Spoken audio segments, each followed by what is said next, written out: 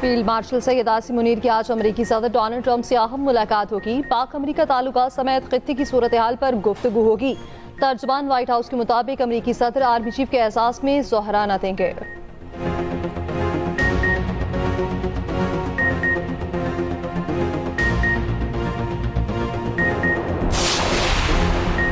भारत की हठधर्मी बरकरार, अमरीकी सालसी कबूल करने से इनकार। अमरीकी सदर ट्रंप और भारतीय वज़ीर आज़म मोदी के दरमियान टेलीफोनिक राब्ता। भारतीय सेक्रेटरी खारजा विक्रम मिस्री का कहना है, मोदी ने ट्रंप को वाज़ेह किया कि पाकिस्तान से तनाज़े पर भारत तीसरे फरीक की सालसी कबूल करता है और ना ही करेगा।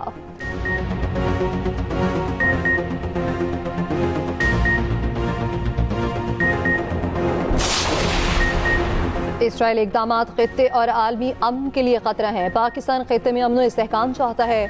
वज़ीर आज़म शहबाज शरीफ की काबीना इजलास में गुफ्तगू, कहा आलमी बरादरी इसराइल ईरान जंग रोकने के लिए इक़दामात करे।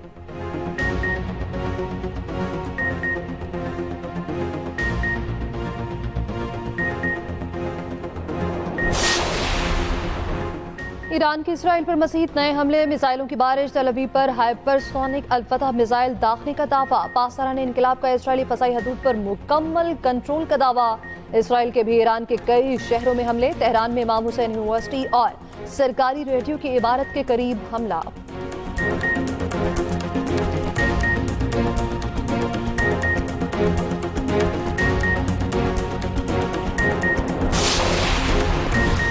इसराइल ने बड़ी गलती की है, अब उसे सजा भुगतना होगी। ईरानी सुप्रीम लीडर आयतुल्लाह खामनाई का कौम से खिताब, कहा दुश्मन को भरपूर जवाब दे रहे हैं और देते रहेंगे।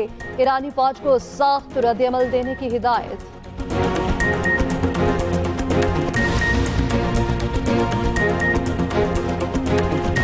अमेरिकी सदर ने ईरानी जौहरी प्रोग्राम पर अपनी ही डायरेक्टर इंटेलिजेंस की राय मुस्तरद कर दी। कहा ईरान जौहरी बम बनाने के बहुत करीब पहुंच चुका। परवाह नहीं कि तुलसी गबार्ड ने क्या कहा।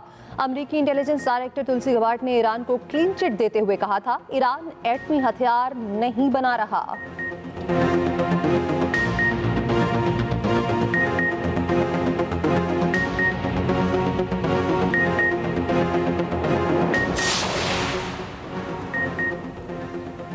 ईरान मुज़ाकिरात की मेज़ पर ना आया तो अमेरिका उसका जौहरी प्रोग्राम तबाह कर सकता है। जर्मन चांसलर का ईरान को इंतबाह, कहा इसराइल के पास ईरानी जौहरी प्रोग्राम तबाह करने की सलाहियत नहीं, अमेरिका के पास है। इसराइली हमलों के बाद ईरानी हुकूमत कमज़ोर पड़ चुकी।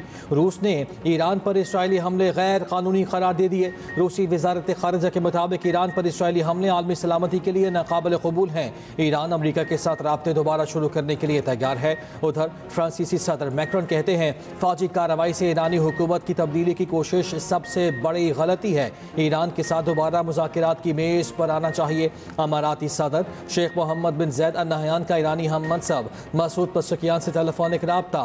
ईरान के साथ मुकम्मल यकजहती का इज़हार। अमाराती सदर का खित्ते में अमन व इस्तेहकाम की बहाली के लिए इक़दामात जारी रखने का आज़म।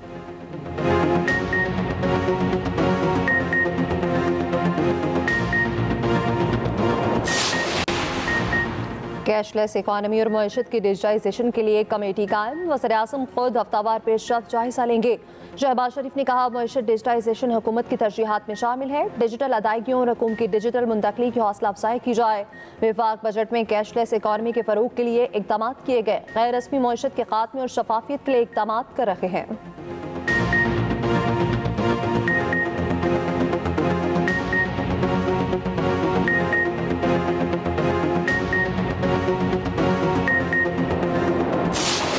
सोलर के ऊपर जो 18% प्रपोज्ड जीएसटी थी लगाने की इस बजट के जरिए अफाम तफहीम से जो हमने तय किया है कि इस साल के लिए हम 18 नहीं इसको 10% जो है सेल टैक्स को कर लेते हैं। सर्विसेज के ऊपर सेल टैक्स वो सूबों का डोमेन ही रहेगा और इसके मतलब बाइंडिंग अप स्पीच में क्लैरिफिकेशन आ जाएगी। APCC में जो यूनिवर्सिटी सिंध की हैं उनका जो एलोकेशन थी वो 4.7 अरब थी मुख्तलिफ यूनिवर्सिटीज़ की मिला के टोटल, वो रिड्यूस होकर तकरीबन 2.6 हो गई है। It will be restored to the original figure of 4.7 billion from 2.6, तो वो issue has stands resolve.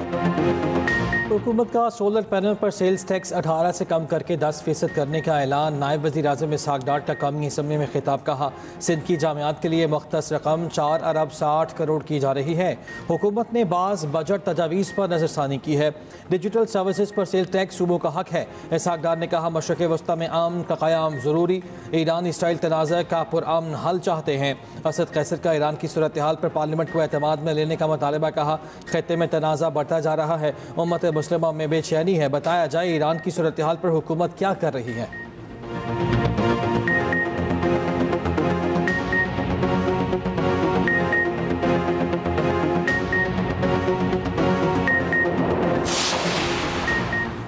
Israel ने ईरान पर वही जंग मुसल्लत की जो भारत ने पाकिस्तान पर मुसल्लत करने की कोशिश की थी।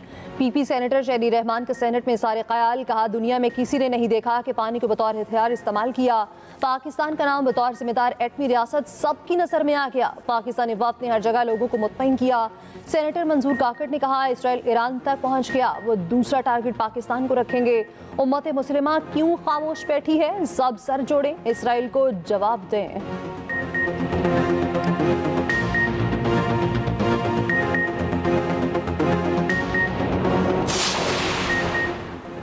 सुप्रीम कोर्ट में मखसूस नशिस्तों से मुताल्लिक नज़रसानी केस की समाअत सलमान अकरम राजा ने दलाइल देते हुए कहा 8 फरवरी इंतखाबात में आइन से इनहराफ हुआ।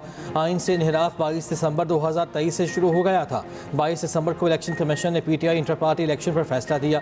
इलेक्शन कमीशन ने पीटीआई को बतौर पार्टी ही ख़त्म कर दिया। उस फैसले के बाद ही कुछ लोगों ने बतौर आज़ाद उम्मीदवार कागजात जमा कराए। हमारे सामने एक फैसला है जिस पर नज़रसानी है। आप अपने दलाइल उसी फैसले तक महदूद रखें।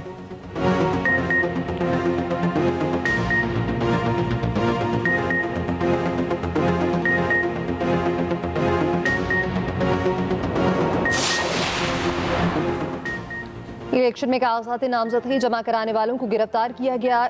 180 सीटों से कम करके 92 पर लाया गया। हमसे इंतखाबी निशान वापस ले लिया गया। कॉपी असम्बली में मेरी तकरीर न दिखाकर स्पीकर ने गलत काम किया। ऑपोजिशन लीडर उमर अयूब की मीडिया से गुफ्तगू। असर कैसर ने कहा हमारे रहनुमाओं के केसेस 2 साल से चल रहे हैं, रिकॉर्ड अदालत में पेश नहीं किया जा रहा। अदालत इंसाफ नहीं देती तो हम कहाँ जाएं? अली जफर ने कहा बानी पीटीआई पर बनाए गए केसेस बेबुनियाद हैं। जिस दिन समाअत हुई ये केसेस खत्म हो जाएंगे।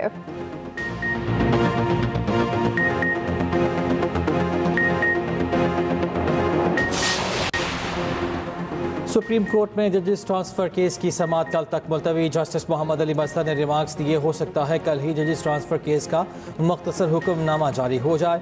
जस्टिस नईम अख्तर अफगान ने कहा जुल्फ़िकार भुट्टो केस में जजेस वकला को कहते रहे जल्दी दलाइल मुकम्मल कर लें, ताख़ीर न करें।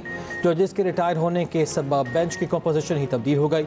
वकला के तवील दलाइल के सबब केस ताख़ीर का शिकार होता रहा, जजेस रिटायर होते रहे।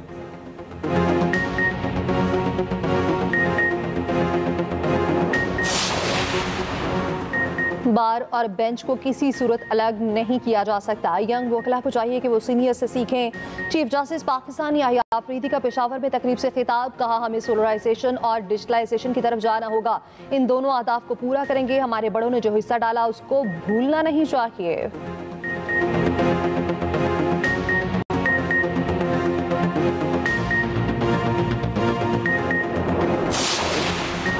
नफरत अंगेज़ तकारीर का जहर माशरों में तकसीम, इंतशार और तशद्दुद को जन्म देता है। आलमी बरादरी आज़ादी इज़हार के नाम पर नफरत फैलाने वालों का मुहासबा करे।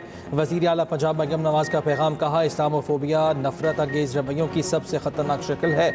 नफरत की रविश अमन आलम के लिए एक मुस्तकिल ख़तरा। दूसरी जानिब वज़ीर आला पंजाब मरियम नवाज़ की ज़ेर सदारत इजलास। नवाज शरीफ IT सिटी के सिलिकॉन ब्लॉक की मंजूरी।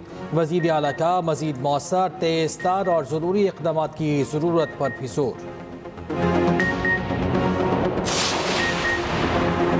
KP का पूरा बजट पंजाब की तालीम और सेहत के बजट के बराबर है। पंजाब के वज़रा की लाहौर में न्यूज़ कॉन्फ्रेंस। अस्मा बुखारी ने कहा वज़ीर आला पंजाब खुद को आवाम के सामने जवाबदेह समझती हैं। अहम महकमों की फंडिंग में 300% तक इजाफा किया गया। मिलाल यासीन ने कहा आवाम का पैसा आवाम पर खर्च हो रहा है।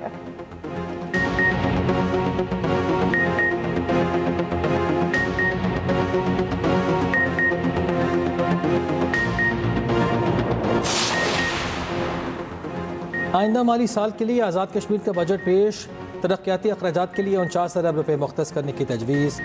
तालीम के लिए 5 अरब, सेहत के लिए 6 अरब रखे जाएंगे। ज़राअत के लिए 90 करोड़, सियाहत के लिए 70 करोड़ रुपए रखने की तजवीज़। तरक्याती बजट में से 31 अरब हुकूमत पाकिस्तान की जानिब से दिए जाएंगे।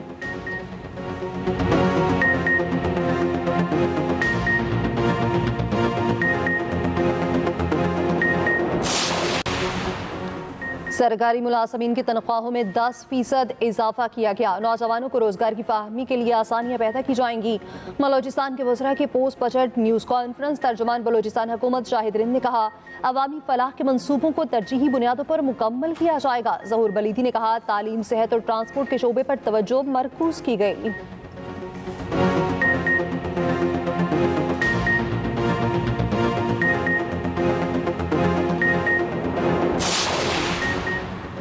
ईरान में फंसे मजीद 500 से ज़ायद पाकिस्तानी तफ्तान बॉर्डर पहुँच गए। ज़ायरीन, मजदूर, ताजर और तलबा शामिल 250 पाकिस्तानियों को घरों को रवाना कर दिया गया। रात गए 107 पाकिस्तानियों को लेकर पहली परवाज़ इस्लामाबाद पहुँची।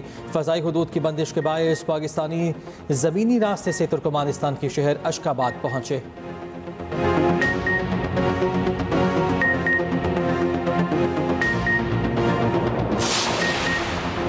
यहूदो हनूद का नया गठजोड़ बेनका। बीबीसी ने मोदी अडानी इसराइल इत्तेहाद का पोल खोल दिया। इसराइल की बंदरगाह पर भारतीय कब्जा, हिफा बंदरगाह पर अडानी ग्रुप की सरमायाकारी सामने आ गई। बीबीसी के मुताबिक हिफा पोर्ट का 70% हिस्सा अडानी ग्रुप के हाथों में है। बंदरगाह अडानी ग्रुप ने 2023 में हासिल की थी। मोदी हुकूमत इसराइल की प्रॉक्सी बन चुकी। इसराइली टेक्नोलॉजी के जरिए भारतीय एजेंसियां जासूसी का काम करती हैं।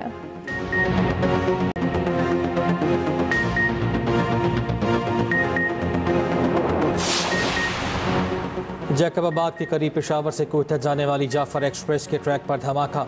वाक़े में कोई जानी नुकसान नहीं हुआ। हादसे में मुसाफिर ट्रेन की 6 बोगियां ट्रैक से उतर गईं।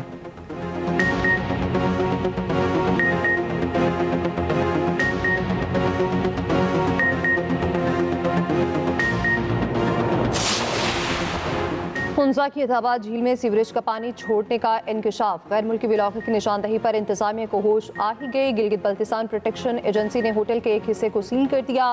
15 लाख रुपए जुर्माना। गैर मुल्की सयाहों ने झील में सीवरेज का पानी छोड़े जाने और वहां से बदबू आने की निशानदही की थी।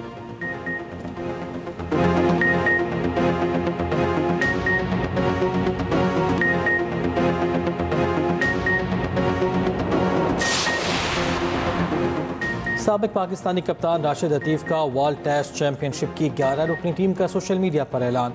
जनूबी अफ्रीका के 3 खिलाड़ी शामिल। टिम्बा बावुमा कप्तान। ऑस्ट्रेलिया, भारत, इंग्लैंड के 2-2। श्रीलंका, न्यूजीलैंड का 1 खिलाड़ी शामिल।